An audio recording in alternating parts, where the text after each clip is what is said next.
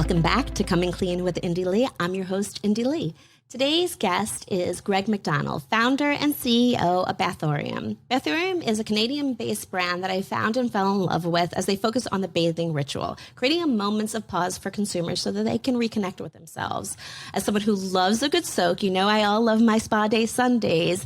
This brand instantly spoke to me. And then I had the opportunity to connect a few times with Greg, and well, you'll realize why I fell in love with Bathorium even more. Hello, everyone, and welcome back to Coming Clean with Indy Lee. I'm your host, Indy Lee, and today's going to be another one of those fun episodes. I am being joined with founder and CEO of Bathorium, Greg Macdonald. And first, I should say that Bathorium is a Canadian brand that I found when I went to Canada to go visit one of my retailers, and I fell in love with their products. And I'm a big person who believes in a bathing ritual and really creating those moments, as you guys know, for myself.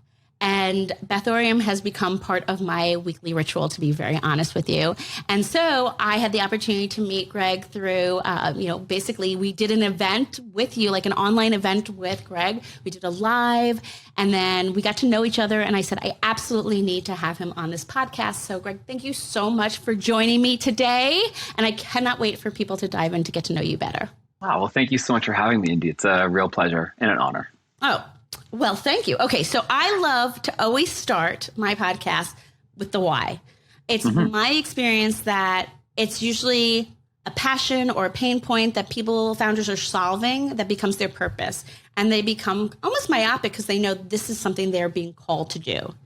And I will admit, I know that to be the case with you. So I would love for you to share a little bit about how Bathorium came to be and really what that purpose and why is. Yeah, of course. So I've been a bath taker my whole life. But I always say, like, I bathed in ignorance. Like, as a kid, I would use whatever at the drugstore or at other products or homemade stuff. I wasn't picky. I really didn't know anything outside of the ritual of a bath, which was getting time for yourself, the feeling of being intimate with yourself, and that you get that your own time in that little container of a bath. You get put music on, you have candles, you really set the scene to have time for yourself. So growing up, even as a high school student and living with four brothers, I would always make time and lock myself away to have that alone time. I love that you did that early on. To be honest with you, not many young adults My parents were concerned what was happening in there. They didn't know it was a bath. They're like, is he building something? Like, what's going on? I hear Nora Jones. Yeah. Yeah. Yeah. They're like, I don't think he has to worry about coming out now because they can hear the Anya play it for a 14-year-old boy. Love it. Yeah. So I loved it, but I really wasn't particular what I put in my bath.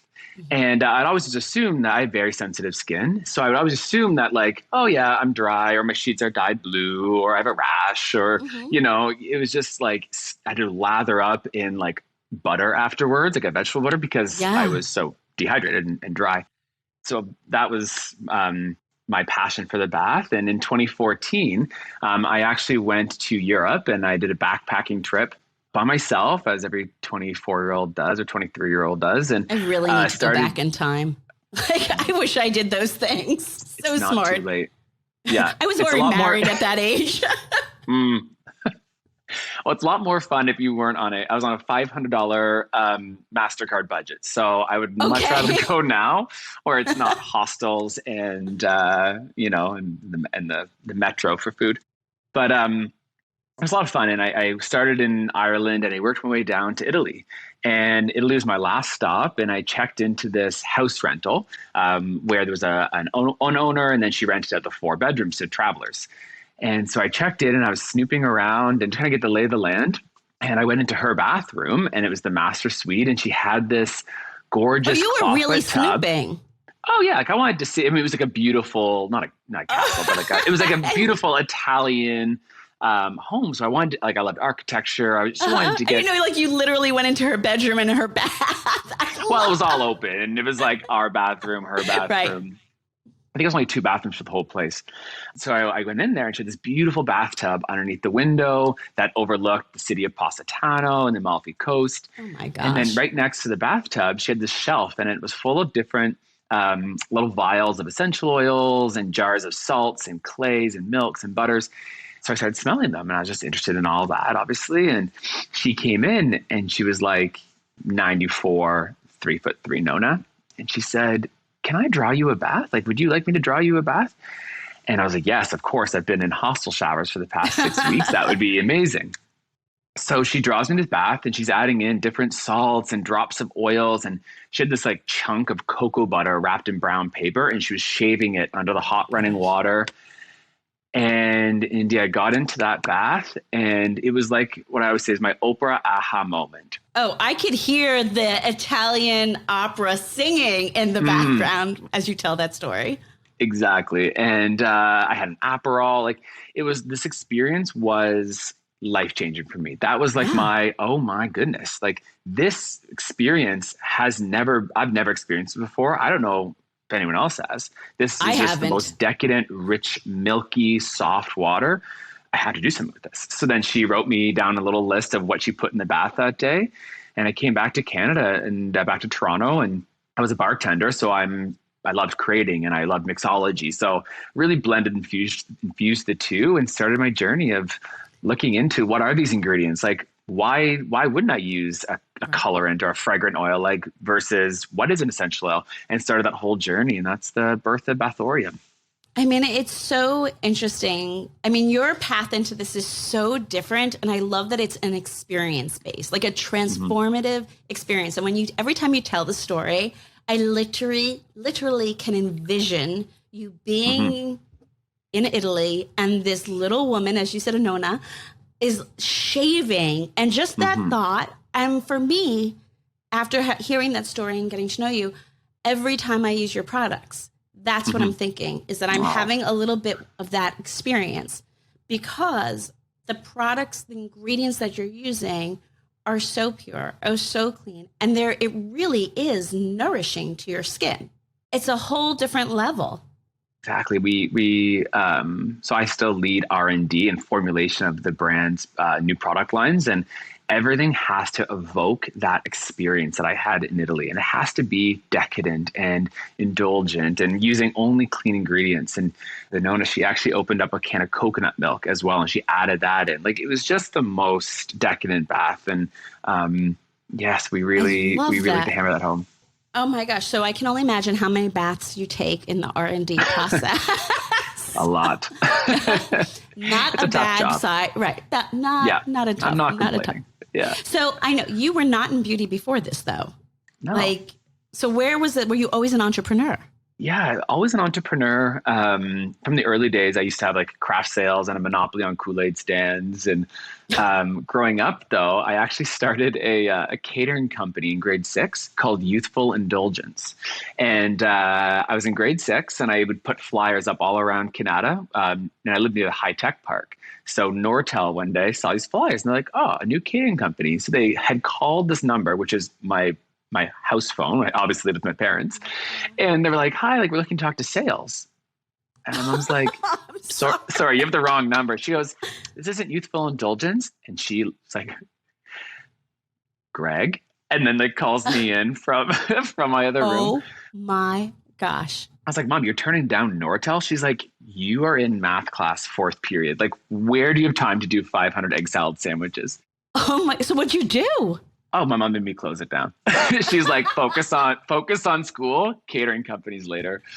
But yeah, I've had like numerous, like, I love to create. So I've had like, in more recent years before Bathorium, I had a cheesecake company, and then a bread bakery, and a t-shirt company. And I loved to create and then delight my guests or delight my customers. Whoever was getting the end product for what I was creating, I wanted to see their reaction. I wanted to make sure they were delighted. They were thrilled. They wanted more. I needed that. I wasn't making a subpar product, nothing basic. I wasn't doing anything that wasn't exceptional. And so, yeah, I wasn't in beauty, but I was in creating, and went in university, into bartending and to pay for university. But also, I love the compounds of, you take all these raw ingredients and then you put it together in certain ways, and you get these like gorgeous creations. And a lot of mixology lends itself to beauty. And yeah, it does. I mean, you are an alchemist, an artist, and an alchemist is the way I see it. A bathologist, if you will. A bathologist. Yes. I hope you trademark that. I mean, that's brilliant. Yeah, we actually have a sub-brand called the Bathologist. That's amazing. We created a company within our company. I love it. Oh my gosh, but that's so true. I mean, I'll never forget. I was reading, I'm like, there's bourbon in this? I was like, with the bourbon. I was like, oh, okay, I'll take a bath with that. I mean, but seriously, the products are so beautiful and thoughtful. That's, I think, one of the things that really drew me to the pack. First of all, it's always like, and I hate to say this, and as a brand, I mean, the packaging is what initially will draw you if you don't know about a brand. Then I pick it up, I'm like, oh my gosh, look at this. And then I was at Bloom Beauty, and Pam's like, this is like next level. I was like, amazing. Okay, I need next level. And I became obsessed. And that's amazing. I mean, it's truly, the products are exactly what you're saying. It is about creating this experience and delight. Okay, so then you're like me, at least prior to me getting invested, but bootstrapped, right? Mm-hmm. Yeah. So for me, bootstrapping means that every yes means a no to something else, right? It's that constant push and pull that you need to have with the team and with yourself. And I mean, let's be honest, there's a thrilling part of that, but it's also a lot of reprioritizing, really weighing options and trying to see into the future. Mm-hmm. So I was curious, what were some of the toughest yeses that you have said, and like yes to this, no to that, and really what was the outcome of that? Like how did you make it? Yeah. A lot of that at the beginning was calculated risks with trade shows. So we really, at the beginning, we would gift as many people or as events, influencers, our product, because our product is obviously consumable. It's one bath per sachet. We have the one-time use only bags. So we wanted to really push that as much as possible. But, you only get so far doing it within Canada or doing it Toronto or Ontario. We wanted to go bigger. So one way we really found, obviously, is exhibiting in trade shows. And back when the Canadian dollar was even worse than it is now, exhibiting at, some of these big US shows, New York Now, Cosmoprof, I Live, Love, Spa, they became unobtainable in the early days because the booth cost is nearly 10,000 plus installation, flights, hotels per day. It's not a small undertaking. For a young company, it's I mean, listen, I remember doing Cosmoprof and thinking, we have to open up accounts. Like, this is a big undertaking for us. We flew people there. We didn't have a lot of money. We all slept in the same hotel room. I mean, it was like those, but you know what? I mean, there was also that excitement for it as well, but keep going. Yeah. And, yes, we invest. So we were really evaluating those opportunities, and finally we bit the bullet. So we did New York Now in 2018. We were next to CO Bigelow, Value Spa, and Sugarfina. So multi-billion-dollar brands and the most beautiful installations you've ever seen. And then it was our little 10 by 10 where we had poured all of my money into it. And I had asked, I think we had borrowed a little bit of money from a couple other people to make this work. So we also weren't, our cash flow wasn't ruined at HQ, but we had an installation where it was nice, but against New York Now, you need to pay to play. Like, if you're there, you need to have a booth that's going to welcome the buyers that are really there to shop for the next big thing. So we really we underestimated it, where we had like our beautiful table and a backdrop and some cute lights and a plant. But we really found we were overlooked by so many buyers because we didn't have the installation of what was next to us. So really the next year in 2019, we went back with no holds bar. So we went back and we really decided to invest heavily. We were a year later, so we had the funds to do so. We went back with a beautiful installation in a 10 by 20. We had 4 staff there, and really that was our year. But that opportunity was in August, and we really had to say no to a lot of opportunities that were slated for that fall because our cash flow had all moved to New York Now in 2019. So we said no to, there was some different opportunities with swag bags, with some influencer paid marketing expansions. We had option to get another bay, but we're like, we don't know if we need it. But if we weren't spending all this money, we'd probably get it because we're probably going to need it. So we really had to make those decisions. And very thankfully it worked out. New York Now 2019, we ended up closing some phenomenal accounts. Some of our best accounts today were brought in from that single show. So we really made the right call, but it's hard as an entrepreneur, to make those calls. Like if we hadn't gone to New York Now, but we got the Bay, we might not have needed the Bay, but we wouldn't have got the buyers. So yeah, it's that ebbs and flow, yin and yang of being bootstrapped. And you never really know. It's a constant cycle of ups and downs, and you really don't know when that next dip is going to be, or when that peak. And I was having a conversation with someone earlier that as an entrepreneur, the hard part is also celebrating those wins too, because you are like, oh my gosh, yes, I got that huge account, but okay, now what's next? Like, okay, great. Instead of being in that moment, but we're so programmed to, okay, but what's next? How are we going to then do this? That I don't know if you're like this, but sometimes we don't stop to smell the roses. It's a blessing and a curse. And I think that's where I think entrepreneurship is a part of our DNA. Like I think founders like us, we're driving. Like we are constantly want more. And I always talk about anthropology. So they were like my up, like they were like, that's where I want to get to. And when I'm there, that's the top of the mountain. And I will look down and I will celebrate that success and I will live in that present. We launched into anthropology last year and I was like, oh, really cool. I want global anthropology in the UK. Where do we go from there? How do we get to Nordstrom's? Like, da, da, da, da. And I really didn't even realize that happened until about a month ago. And I was like, oh my gosh, we got there. And that used to be my like dream board of where I wanted to get to. And I didn't even realize I got to there because I was so focused on keep growing, bigger opportunities, more opportunities. And I think it's part of our DNA. And I think it's a blessing because I think if you get complacent, you plateau.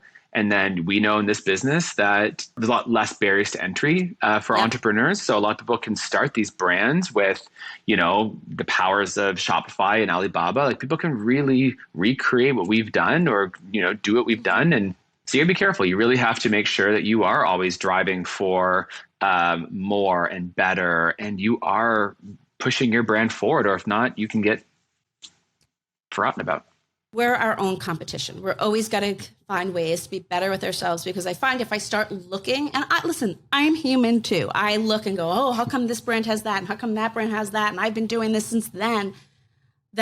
I often lose sight of the why, right? Which for me was to create change always. But it's so hard not to become, getting caught up in that comparison game and wrapped up in it. And I think as an entrepreneur, one of the things that you need to do is recognize it early on and stop and be true to the why and keep moving forward.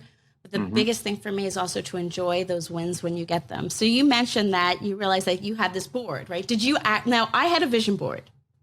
Physical vision board. Did you have one too? Do you have one? I did.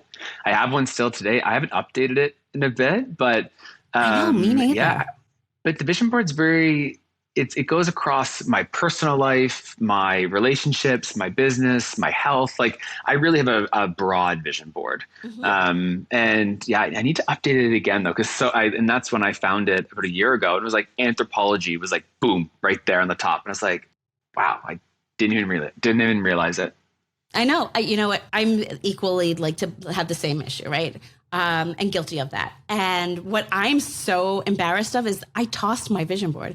So I put a vision board in 2010, 2011, and I started adding and whatnot. And I think I mentioned to you, I crossed the last one off this year, which was Galerie Lafayette. But I realized we had Harrods, but I think I knew we were getting into Harrods, but we hadn't actually launched. So incredible, absolutely incredible. And I went to go take a picture of the vision board and I realized I probably tossed it years ago. But I know every retailer that was on it. Yeah. And I accomplished it. Awesome. And now I realized, but I didn't celebrate every one of those as much as I probably should have. And so one of the things that I'm tasking myself with is to not recreate, but to actually take time and create another vision board for what the next Indie Lee 3.4.0, whatever that is, post-pandemic and beyond. Yeah. Because I do think there's so much power for putting things out to the universe, at least putting it out for yourself. And it keeps you motivated. like on days where things don't go our way, like we're human, we have bad days, of course. And the days that aren't so great, it's looking at those to be like, okay, why am I doing this? Right. This is the people, I think we also talked about this on the live, is my cup gets runneth over when I read our reviews. So I go into our reviews at least once a week and I read them, and I read our info at people who are writing into us, and they say like, just thank you, like, thank you, thank you, thank you. I've taken up baths again, or my kids can use products and bubbles without having flare-ups. I haven't used bath salts in 20 years because of my eczema, rosacea. And people who are like, I finally have earned time away from my family and I choose to spend it in the bath with Bathorium. And that has saved me during the pandemic. And I'm like, those reviews are what I'm like, okay, we can do this. Like, let's go. Absolutely. And it fills my cup, and I read them to our staff. And yeah, for me, that's such a great positive way. I am the same way. I have a folder, and like a physical folder. And whether it's, I get some of the most beautiful handwritten cards, or it's a DM, or it's an email at the info at, or what have you. And I actually print them out and I keep them. Nice. And on a day that I'm like, what am I doing? Or did I make a mistake? Because we all make mistakes. Or those times that I need that little extra, okay, I'm doing this for a reason. Again, going back to that why. But sometimes you need that validation, like, okay, I know the why, but am I actually doing it? And then you read those messages and you're like, yeah, I am. This is in alignment with why I wanted to do this. Because let's face it, as we discussed, being bootstrapped means there's a lot of things that you're giving up. Obviously making those professional yeses and no decisions, but we're also giving a lot up personally. I mean, I am very honest about not taking any money out of the company. My other business partner, Rebecca, both of us, we didn't take money out of the company really until 2017-ish. And then we were invested in, but it was hard. 100%. And like, I didn't have a relationship from 24 until 30. Like, I dated Bathorium. I dated my work. Holidays, that's cute. We got sales to do. Really, weekends. But the weekends. That's when retail's going. Hello, that's trade shows. And like, I used to make the product by hand for the first 3 years. It was me and two staff, but I was fully clocked in making those bath bombs. And yeah, I didn't take a salary either for years. And yeah, you give up relationships. And it's like, as a 20-year-old in my 20s as a gay man, it's like, that's when I should be going to Ibiza and doing all those fun things and dating. And it was tough. It was like, I had a relationship and I used to have to send him Calendly links to book a lunch with me. And he's like, it's not working. I'm like, why? This is so crazy. You're too picky. But it's true. It's, but that's what you do. And yet I wouldn't want to do anything else. Despite the things that I gave up. And listen, my family gave up a lot too. My kids, gave up time with me. And yet when I have the conversations with them, they said we would never change a thing. Watching you build this company is what continues to inspire us, is what they've said. And knowing that they're so proud of me doing something when people said you absolutely cannot start a product line, you know nothing about this. Like, they're like, you proved to everybody you could. And they're so lucky. So I feel so lucky that I had that support to truly go after my dreams. And so despite the hard stuff, I would never trade a moment of it in. Amen. I always say an entrepreneur lives their life the way that most people wouldn't want to, so that one day they can live their life like everybody wants to. And that encompasses sacrifice. Like, that is, people would look at me and it's like, that's who'd want to do this? Like, who'd want to put all that pressure and finance every last bit of credit you have in your late 20s for this? But it's because I want to be my own boss. I want to create change, and I want to employ others and give them dream jobs. Like, I want them to love their Mondays, and I want to, be financially free and have this, the life that I envisioned. And yeah, so it's like this, we go through so much hard times, and you're right. It is, I wouldn't trade it for the world. No. And that's so funny. You made a comment. I want them to love Mondays, and Mondays are my favorite day of the week. Yep. I have been. I always say Monday is greater than Friday. And people are like, oh God, you're one of those. And the truth is, I am. I really am. I feel like Monday is the start of something fresh and new, and everything and anything is possible. And when Friday rolls around, I'm sad because I miss the team, who I truly consider an extension of my family, the one I got to choose. I miss that. And I look forward to what the potential is for the week ahead coming up. So it's so funny that you said that, because that's exactly how I feel. Yep. I don't know if my team feels that way sometimes, but I'm sure they do. Hoping they do. I'm sure they do. So I really believe one of our greatest gifts is our ability to ask for help, right? And I talk about this. I was just talking about this before in a previous podcast, because we can't be all-knowing and good at everything. Like, that's just not possible. I think it's a strength to be able to say, I know this and I don't know that. And that the don't know is to ask for help. I also believe that it is a gift to the person you're asking help from, right? It's their ability to give. And I do believe one of the greatest gifts is giving. Like, that, to me, to give is a gift to myself. So I'm wondering, who are your mentors and who did you ask for help for? That's beautiful. I would not be where I am today without Sheena Brady. She's the CEO and founder of Tease Tea. We started our companies the same day. She was my manager at the Shangri-La. So when I went back after Italy to the bar, Sheena was my manager on the floor, and we were close, but she was obviously a manager and employee relationship. And she's like, hey, Greg, I need to talk to you. I started this company, a tea, because she was our tea sommelier. She created the whole tea program for this 5-star hotel.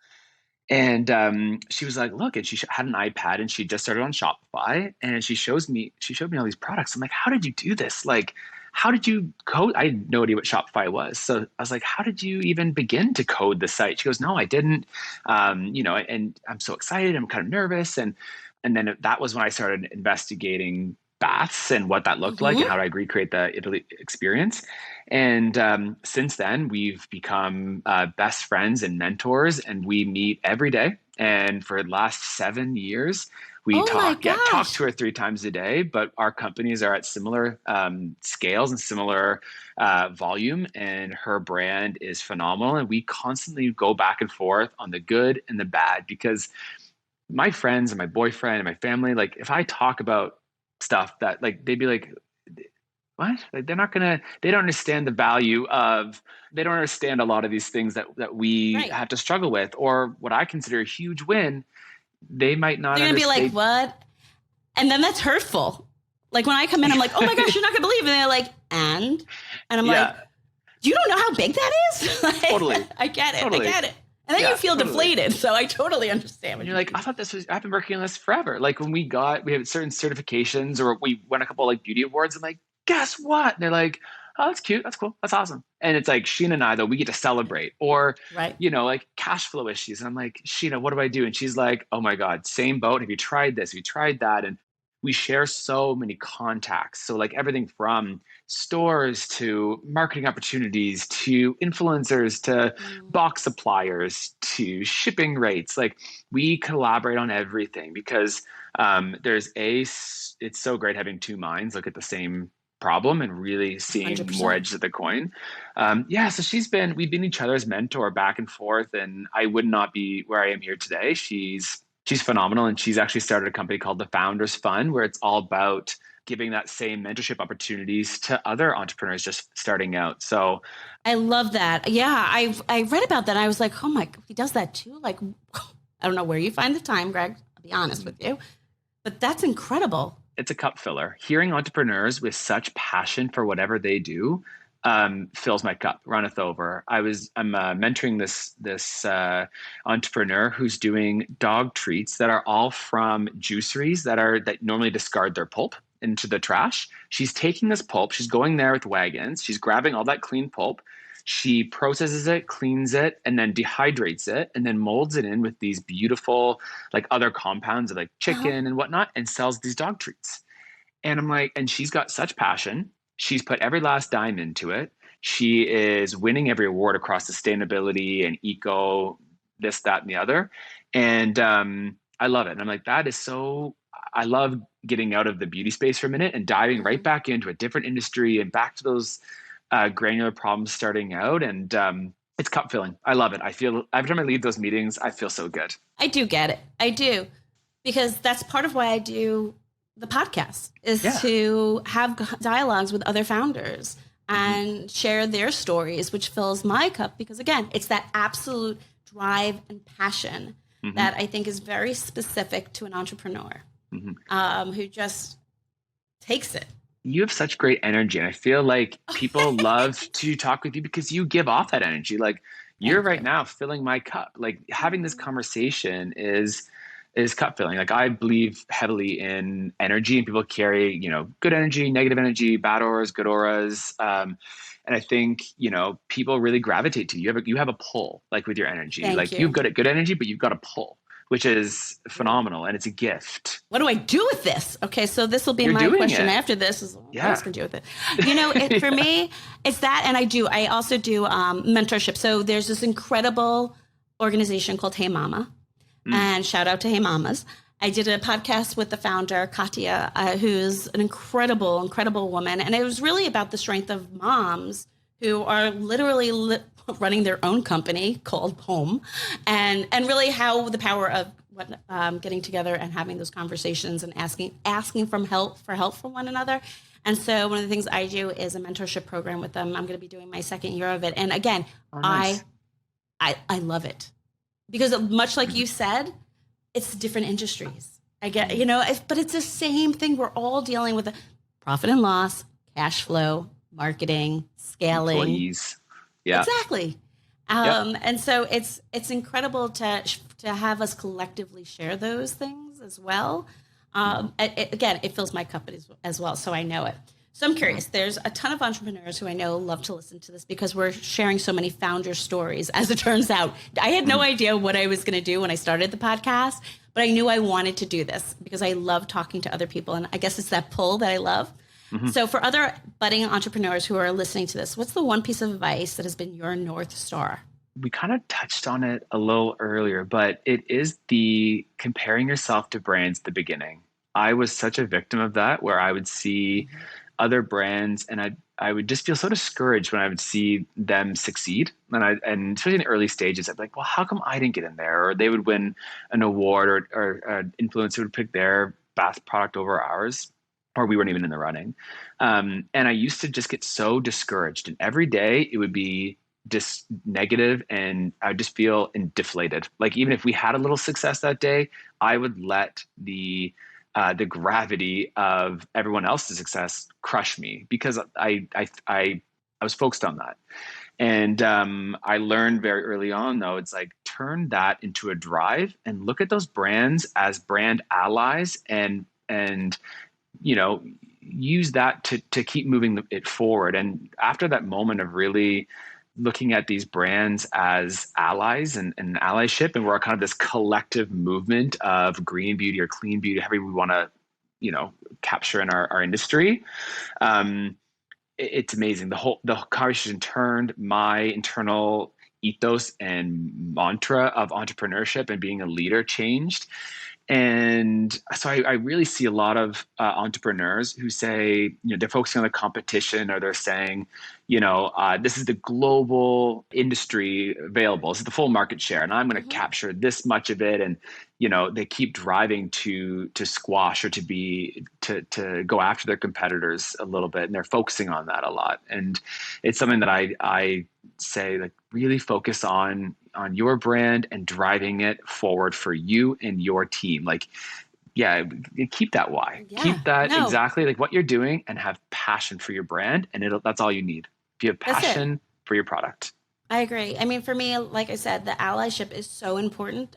If you look at the bulk of the people who I have on the podcast are other beauty, oftentimes skincare founders. And people are like, I can't believe you're interviewing them and you're giving them a platform. And I'm like, it's not me against them. No. We all have a very different, unique side to us that makes us all individual brands. And there's plenty of room. Wouldn't it be more fun to celebrate each other? And learn from one another. Yes. There's so many things we can learn. I agree. And that's part of why I love interviewing other skincare founders, and why on even like Clubhouse, I'll do founder to founder, and people are always shocked at that. And I've always looked at it like, it goes back to, and I'm sure you probably saw this, although I'm dating myself, the movie Miracle on 34th Street. Oh, yeah. The Christmas, right? So when the person goes in. Yeah. I loved both versions of it. But when the woman goes into the store, right? And they said, no, we don't carry here, but you can go get it there. And that's what I think is so important. If you help people get what they need, if you're not the right brand or you don't have it, why not offer up someone else who's in your space? Mm-hmm. It's not one versus the other. It's all of us together. And I've always looked at my business that way. Always. I've never looked at it any other way. That why not share? Why not shine a light on someone else? Totally. That was so beautiful. That adds to your gravitational pull. Is that philosophy? Well, thank you. Okay, so my last question, and I think I know the answer, but maybe there's another side to it, is always about how do it's the podcast is all about, living with purpose, passion, and really staying fully present. Mm-hmm. So how do you do that? How do you recharge and stay present? Is it the obvious bath? Baths are a huge part of it, but I'd like to, when I need to stay present and kind of recharge, I unplug from a negative source and I plug into a positive source. And what I mean by that, and not negative in a bad way, negative in if I'm writing an interview and it's just time consuming and I'm staring at a screen for 6 hours and I'm sitting and I'm hunched over, that's negative. Go to nature, take my shoes off and walk on the grass near the offices. That for me, that's just plugging into nature, plugging into something positive. And then I can go back and I just feel like I'm, ready to tackle it. Yeah. I'm a big advocate of grounding. Grounding in nature is so important. It Crucial. Really, people underestimate, and it's free. It doesn't cost you anything other than a pedicure, maybe. Yeah. What's you'd probably love too is, do you ever do you and your partner toe talks? No. Okay. Next time you have not an argument, but you have a tough conversation, take your socks off and then intertwine your toes together, sit on the couch, and then have the conversation. It removes your barriers. It helps remove walls. You're less defensive because you're connected from, the part of our body that does connect us to nature, which is our foot. That is what's on the ground every day. And so that's what me and my partner do. We'll lock toes, and you almost get silly. It really kind of takes down any tension. And it's a great way it's way more productive. It's way more positive. So I recommend that. Love that. All right. I'm taking a sound clip for this one. Yeah.